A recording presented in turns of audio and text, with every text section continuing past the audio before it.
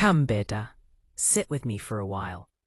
These old bones may be weak now, but the heart still remembers. You want to hear about my love story?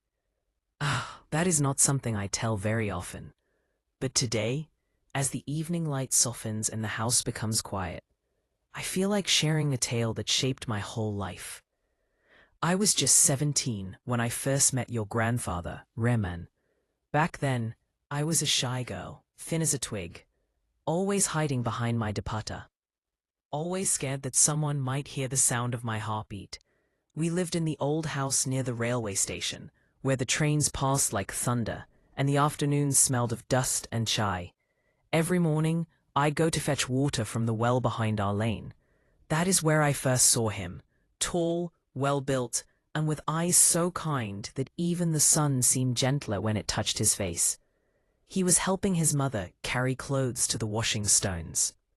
I remember I looked at him once, just once, and that one moment changed everything. He didn't speak to me at first, just a smile. A small one, but enough to make my cheeks burn for the rest of the day. Weeks passed. Every time I went to the well, he would be there too. Sometimes we simply exchanged glances, sometimes a salam, and once, he handed me a bucket that was too heavy for me to lift. His fingers brushed mine. That single touch felt like a spark that traveled straight to my heart. But love, beta, love in those days was not like it is now. No phones, no social media.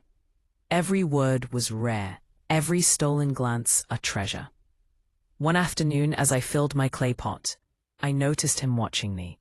His face was serious, nervous even, like a boy about to take a big step.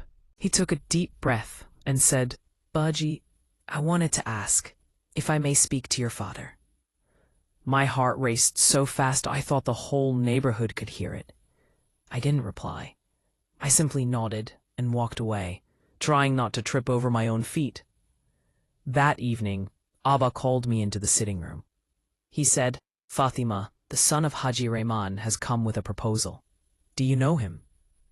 I kept my eyes on the floor, but my silence was answer enough. Abba smiled, a rare, soft smile, and said, "He seems like a good man." And that was it. My fate was sealed. Our wedding was simple.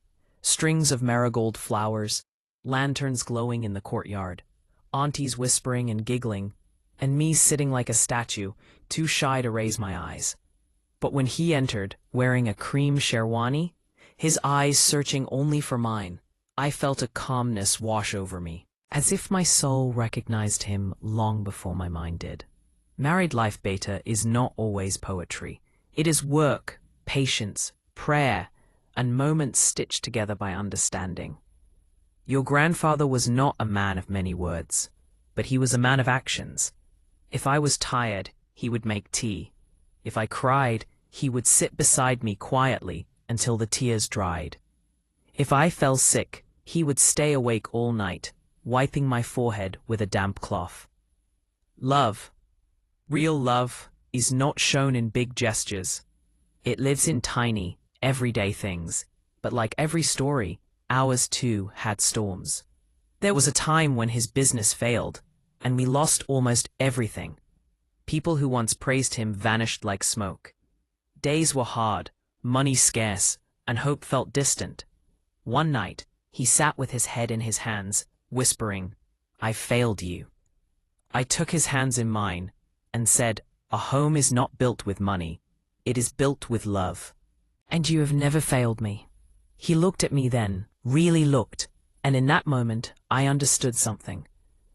A marriage survives not because two people are perfect, but because they choose to stand together even when the world falls apart. Slowly, with hard work and prayers, he rebuilt his business. But more importantly, we rebuilt each other. Years passed. Children came, noisy, messy, beautiful blessings. Life became a carousel of school bags, recipes, laughter, and sometimes arguments. We grew older. Our hair turned gray, our backs bent. But our hearts remained young. One winter night, as we sat sipping chai, he took my hand. the same way he had done decades ago at the well, and whispered, "You were the best decision of my life." I smiled and squeezed his hand back. He didn't know it, but tears filled my eyes, because he was mine too. My first love, my last love, my only love. When he left, this world felt as if someone had taken a piece of my soul.